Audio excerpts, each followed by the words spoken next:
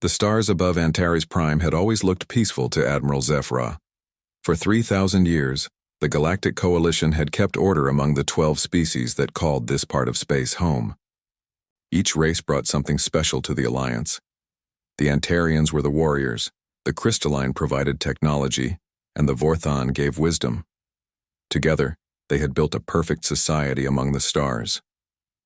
Zephyra stood on the bridge of his flagship, watching his fleet patrol the outer rim. 200 ships spread across the darkness, their energy shields glowing like tiny suns. These were the best ships in the galaxy, armed with weapons that could crack open planets. Every crew member had training that took decades to complete. Nothing could threaten them out here. That morning had started like any other. The daily reports showed all systems normal. Trade ships moved between colonies, carrying goods and passengers. Scientists explored new worlds. Children learned about the wonders of space. The Coalition was at peace.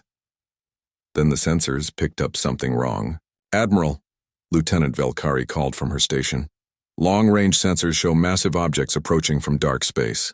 They're coming fast." Zephyra studied the displays. The objects were huge, bigger than anything in the Coalition fleet. But they didn't match any known ship design. They looked wrong somehow, organic rather than built. Like living things swimming through space. "Try to contact them," Zephyra ordered. "All standard frequencies." Static filled the bridge. Whatever was coming didn't answer their calls.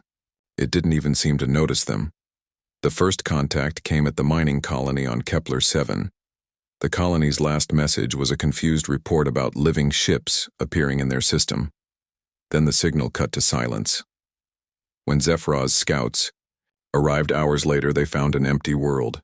The entire colony was gone, not destroyed, consumed. The ground itself had been stripped away, leaving only bare rock behind. More colonies went silent. Each time the pattern was the same. The strange ships would appear, engulf everything in sight, then move on. They left nothing behind but empty worlds. Zephyra gathered his fleet at the Titan system, the last major outpost before Coalition space. Intelligence reports painted a horrifying picture. The enemy ships were alive somehow, growing larger with each world they consumed. Energy weapons seemed to pass right through them. Kinetic rounds barely scratched their surfaces. "They're calling them the Void Swarm," Velkari reported. "Initial analysis suggests they're some kind of parasitic organism. They consume organic matter and use it to create more of themselves." The swarm arrived at Titan 3 days later. Zephyra had assembled the largest fleet in Coalition history, 600 ships from all member races. Veterans of a dozen conflicts stood ready. This would be where they made their stand. The battle began at dawn, local time. The swarm ships moved like creatures in an ocean, flowing around Coalition formations with impossible grace. Their hulls rippled and shifted, adapting to each attack. When energy beams hit them, the wounds would simply close up again. Missiles exploded harmlessly against organic barriers that seemed to absorb the blasts. Zephyra watched his ships die, one by one. The Coalition's greatest weapons were useless.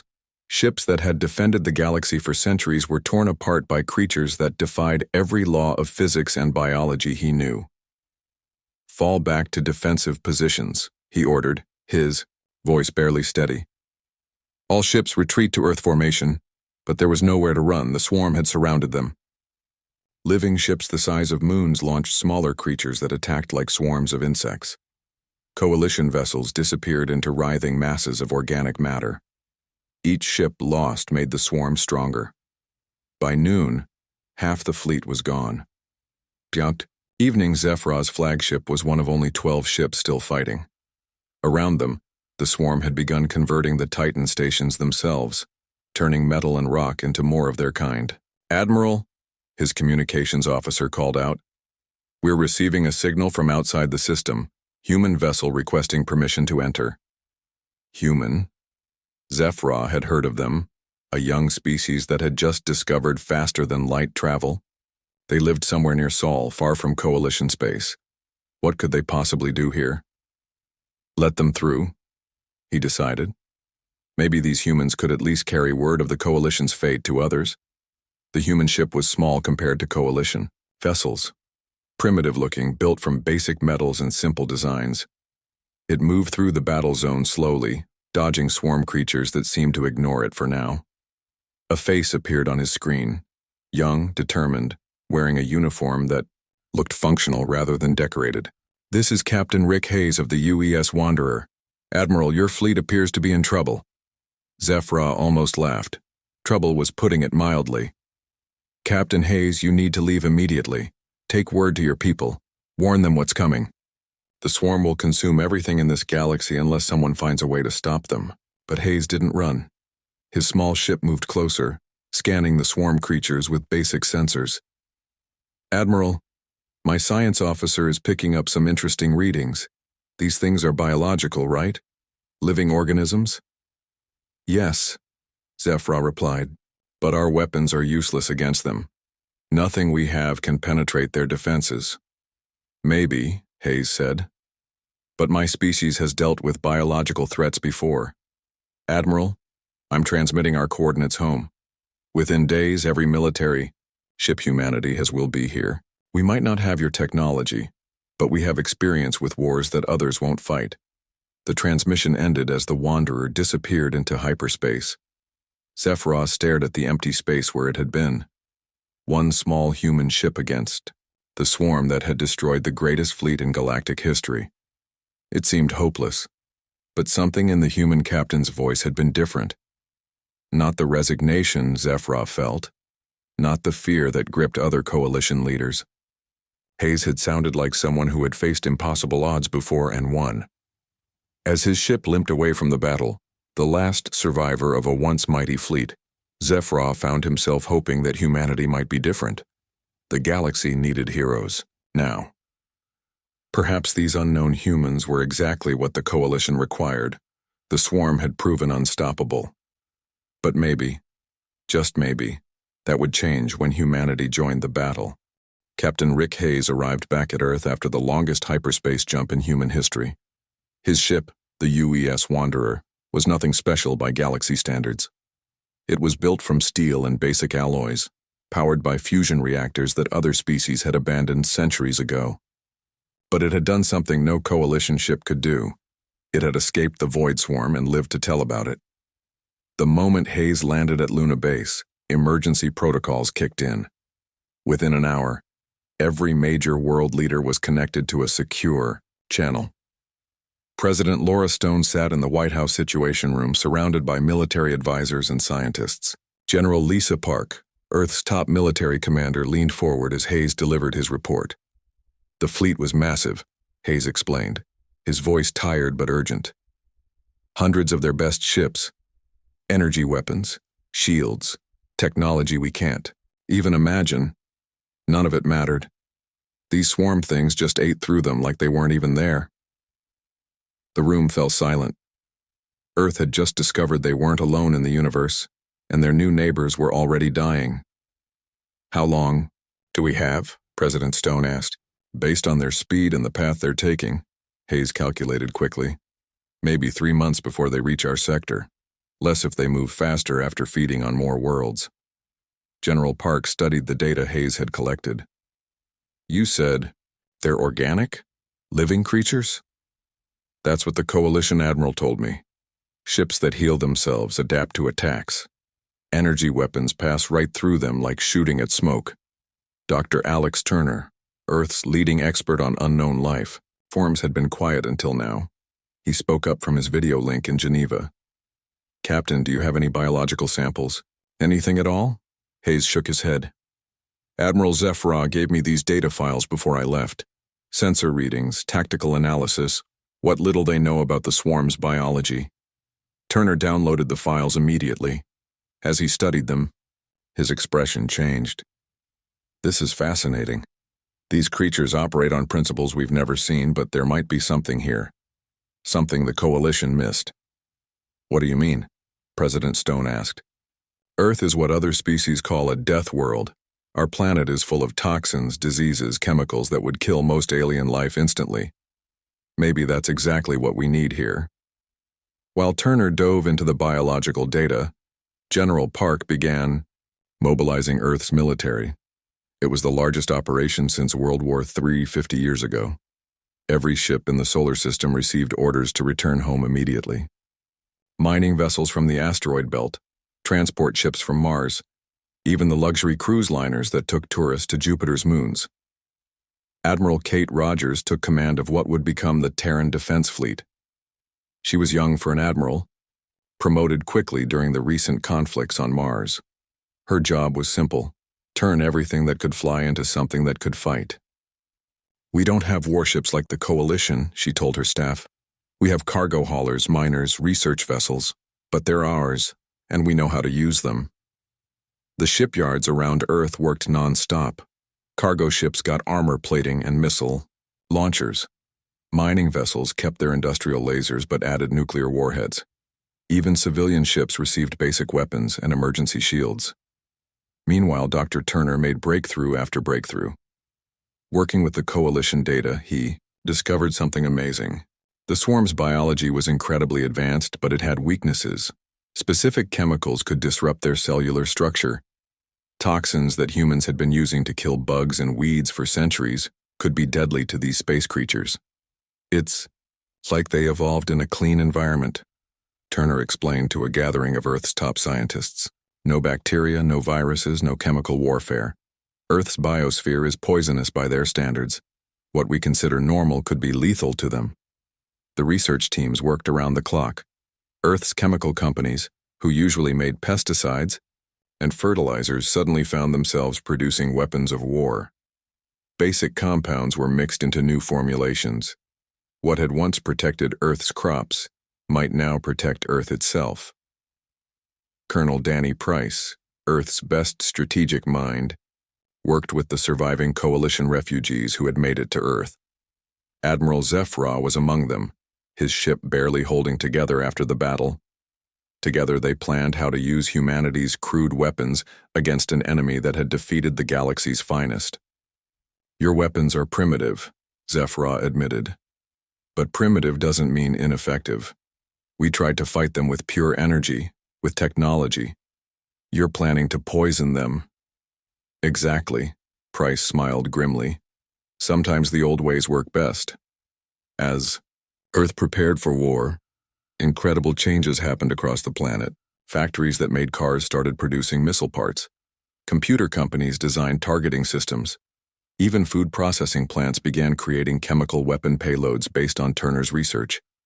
The people of Earth united like never before.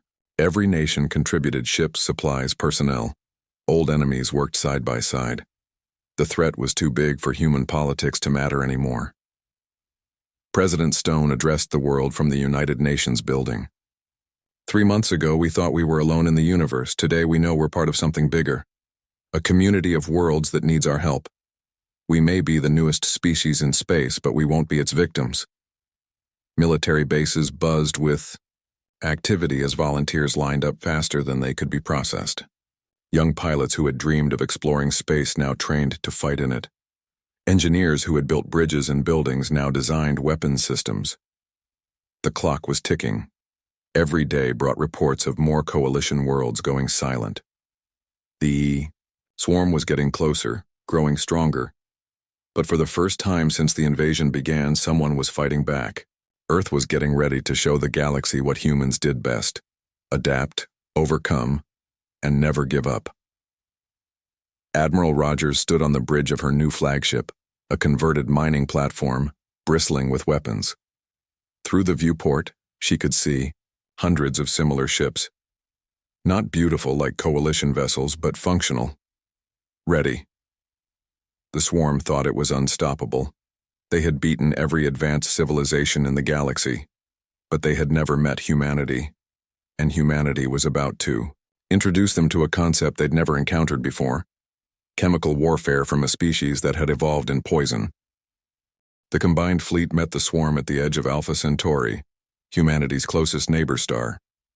Admiral Kate Rogers stared out from the bridge of her flagship, the UES Guardian, watching the enemy approach. The swarm ships looked exactly like Captain Hayes had described them: organic nightmares that moved through space like sea creatures through water. The largest swarm vessels were bigger than Earth's space stations. Their surfaces rippled and pulsed with alien life. Smaller creatures swam around them like fish following whales. They moved without engines, without any technology humans could understand. Just pure biology operating in the vacuum of space. "Fleet reports ready, Admiral," her communications officer announced. Over 300 ships had answered Earth's call. Mining vessels with armor welded to their hulls. Cargo ships carrying missiles instead of supplies. Research ships equipped with chemical weapons that had never been tested in actual combat. Beside the human fleet flew the survivors of the coalition forces. Admiral Zephyr commanded what was left of the galaxy's finest military. 50 ships that had escaped various swarm attacks, their crews eager for revenge but unsure if these primitive human weapons would make any difference. Dr. Turner's voice crackled over the comm from his mobile laboratory ship. "All chemical payloads are ready, Admiral. We've loaded everything from basic pesticides to industrial toxins. If our theory is right, at least some of these should work." Commander Jake Miller led the first wave of human fighters. His squadron consisted of ships that had once hauled ore from asteroid mines, now carrying warheads filled with compounds that could kill every bug on Earth. They moved toward the swarm formation, small and fast compared to the massive organic behemoths ahead. "This is Bravo Leader," Miller reported. "Beginning attack run. Let's see if Earth bugs have anything to teach space bugs." The coalition ships fired first, their energy weapons creating brilliant displays of light against the dark of space. Just as before, the beams passed through the swarm vessels like they weren't even there. The living ships absorbed the energy, their surfaces growing brighter as they fed on the attacks. Then the human weapons fired. Miller's squadron released its chemical payloads directly into the nearest swarm ship. The warheads exploded on contact, spreading clouds of Earth toxins across the creature's surface. For a moment, nothing happened. Then the ship began to convulse.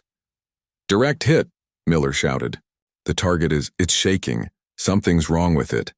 The massive organism writhed in space as the chemicals spread across its hull. Where the toxins touched, the living tissue began to die. Black spots appeared and grew larger. The creature's movements became erratic, panicked. Admiral Rogers couldn't believe her eyes. "All ships commence chemical bombardment.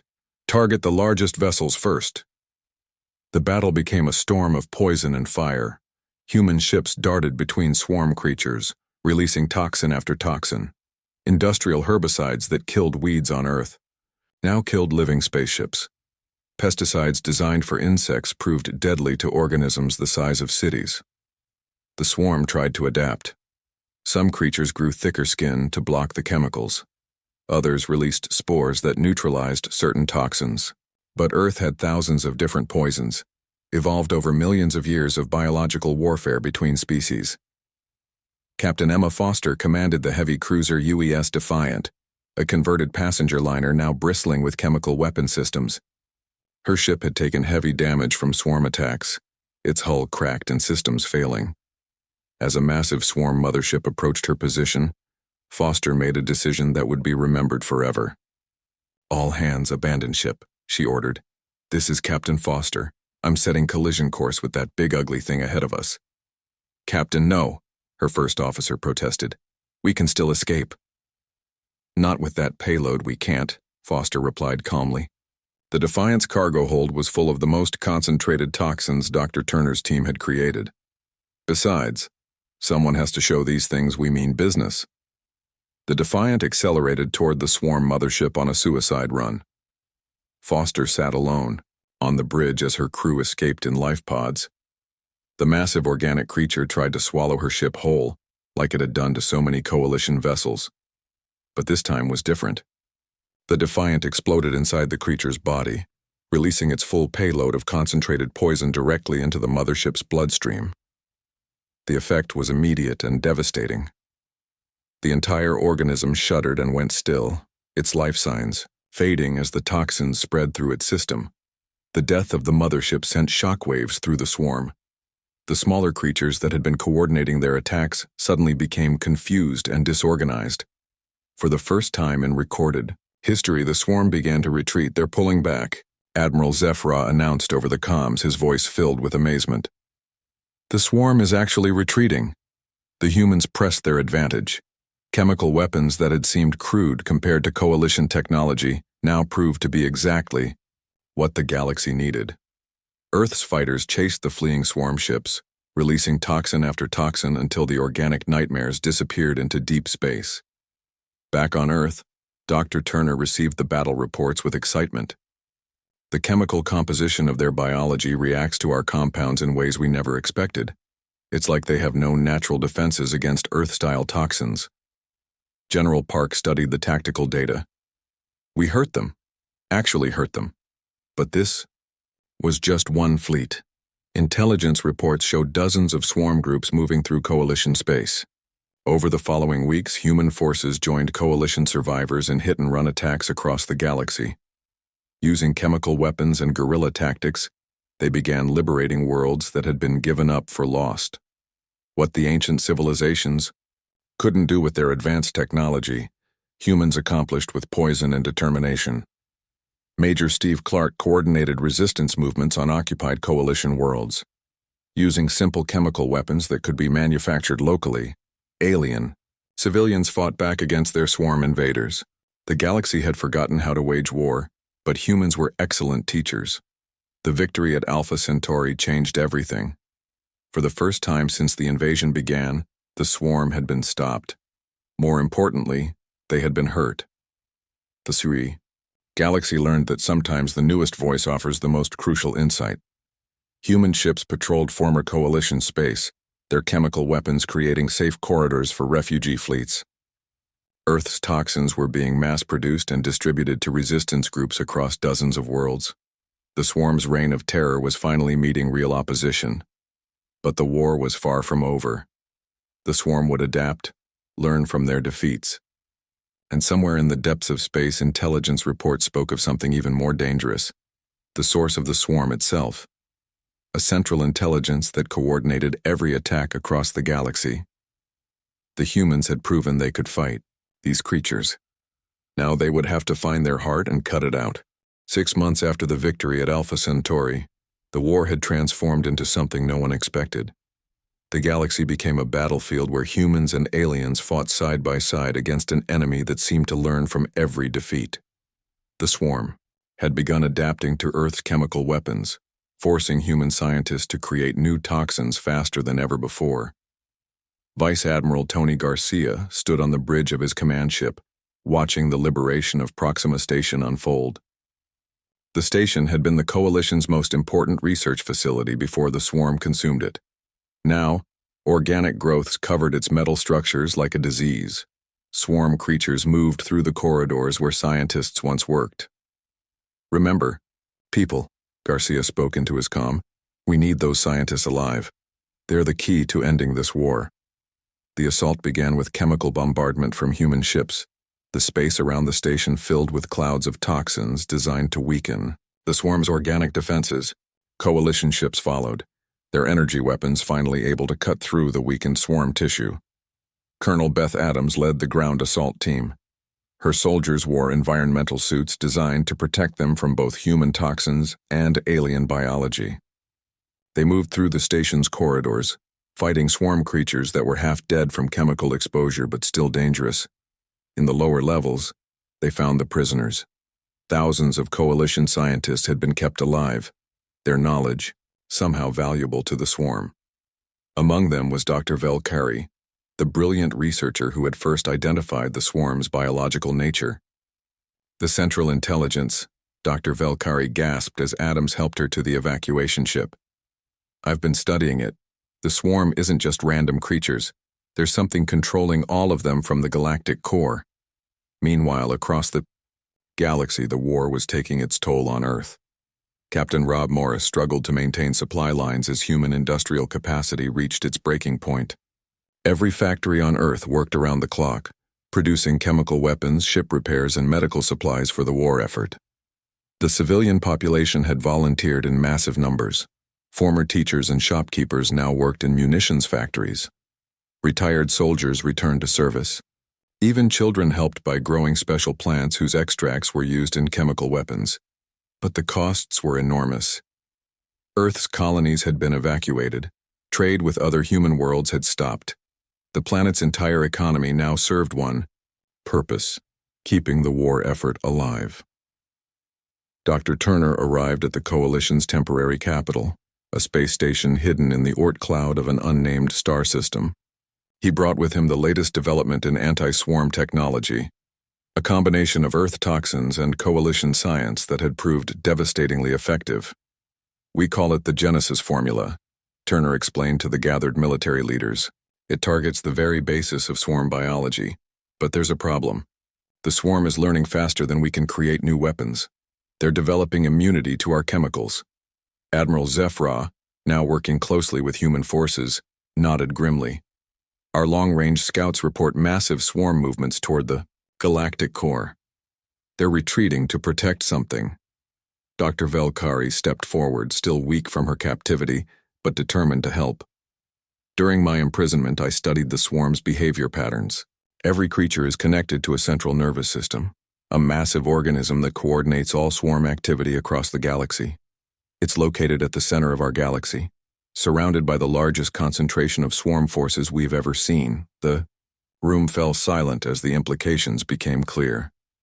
To end the war, they would need to destroy something at the most protected location in swarm territory.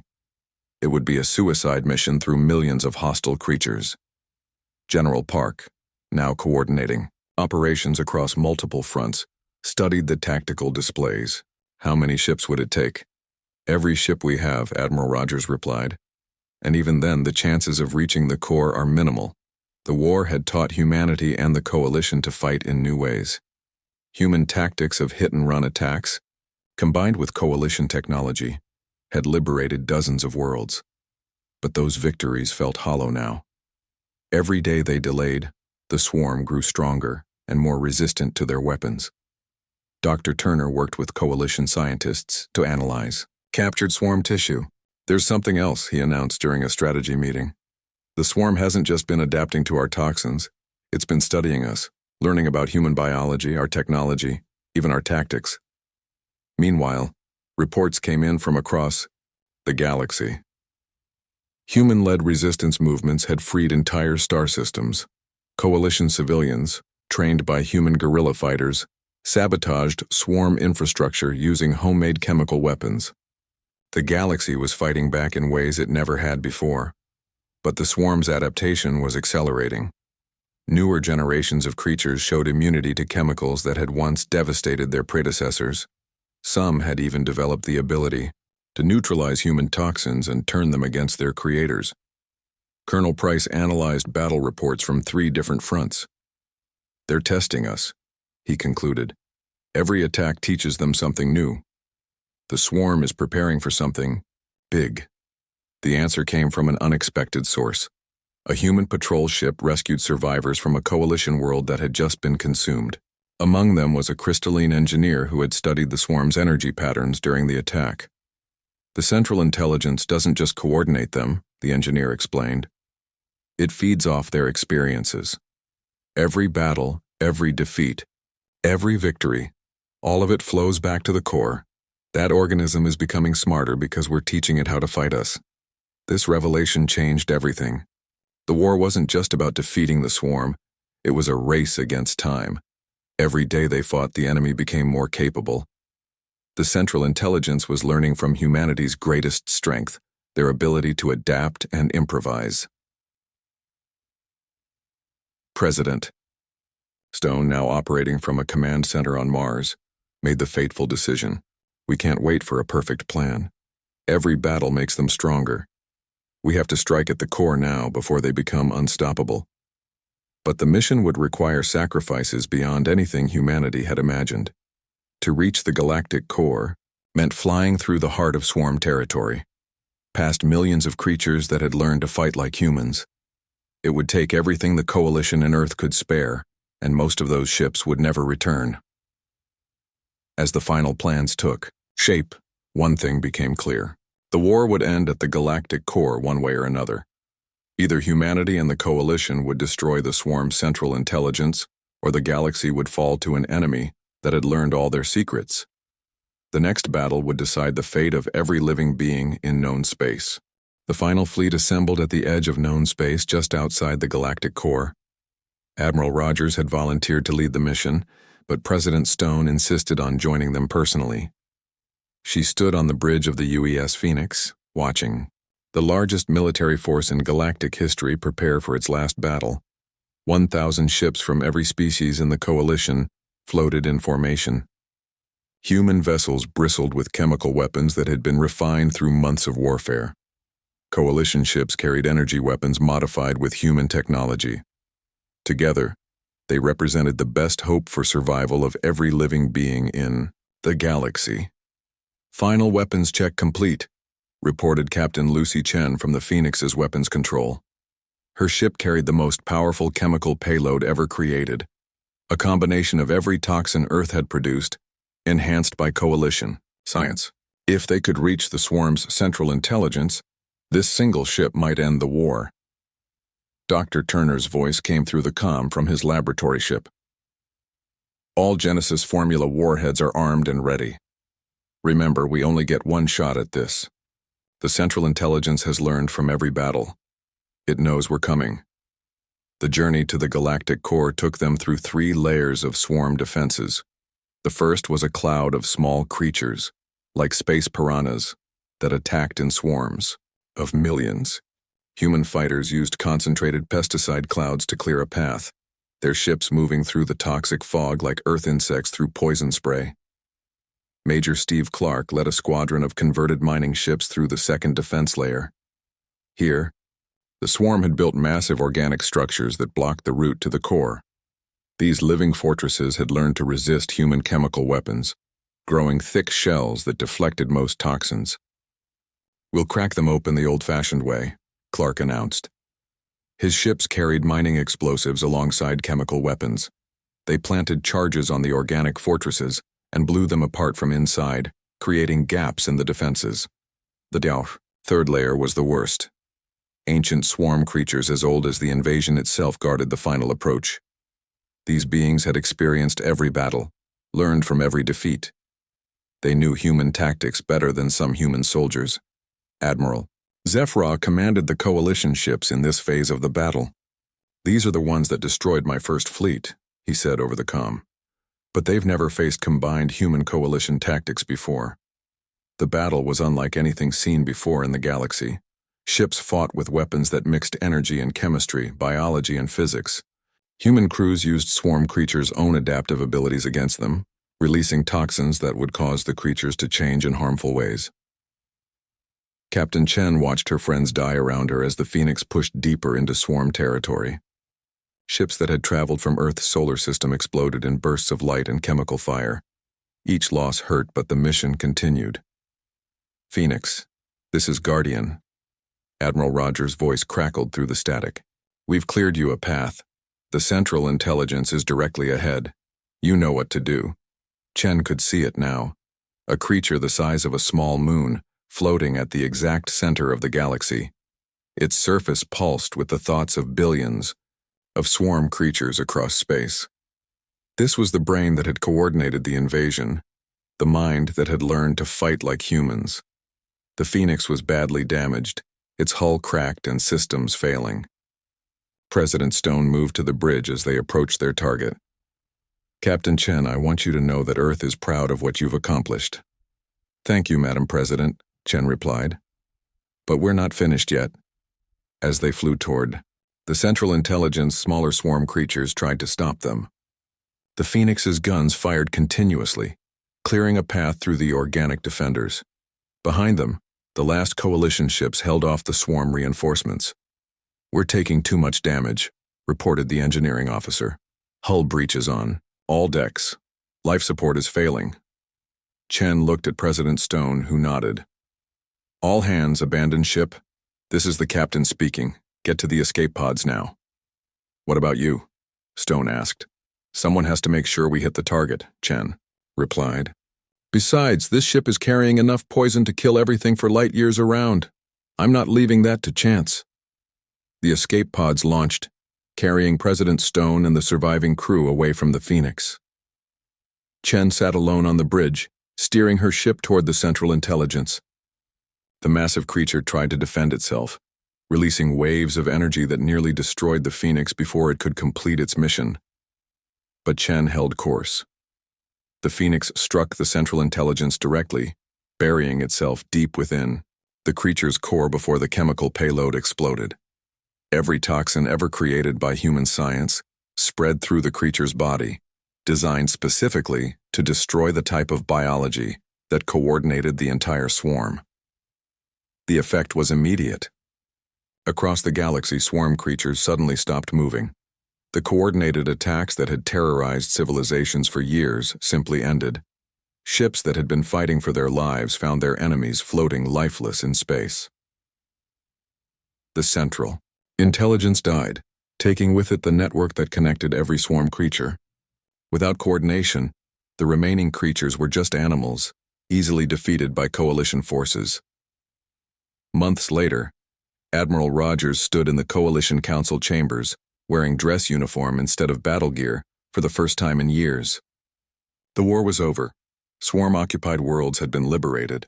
The organic ships were being broken down by human chemical teams and coalition technology. Earth had been granted full membership in the coalition, with special responsibility for galactic defense. Human chemical weapons were now standard equipment on all coalition ships. More importantly, human military academies had opened on a dozen worlds, teaching alien species how to fight the kind of war Earth had mastered. Dr. Turner led the Xenobiology Institute dedicated to preventing future invasions. His research into Earth's toxic biosphere had saved the galaxy, proving that sometimes being from a dangerous world was exactly what the universe needed. The memorial on Luna bore the names of all who died in the war, with Captain Chen's name at the top. Below it, President Stone's words were carved in stone. "We joined the galaxy as strangers and defenders. We remain as family and protectors." The galaxy had learned something important from the war. Advanced technology and ancient wisdom weren't always enough. Sometimes salvation came from the newest voice, the strangest ideas, the most unexpected place. Humanity had saved them all not by being the strongest or smartest, but by being exactly what they were: stubborn, creative, and willing to use every dirty trick they knew to protect what mattered. The swarm was gone, but the lessons they taught would never be forgotten. And if anything like them ever returned, the galaxy would be ready, because they had humans now, and humans never fought fair.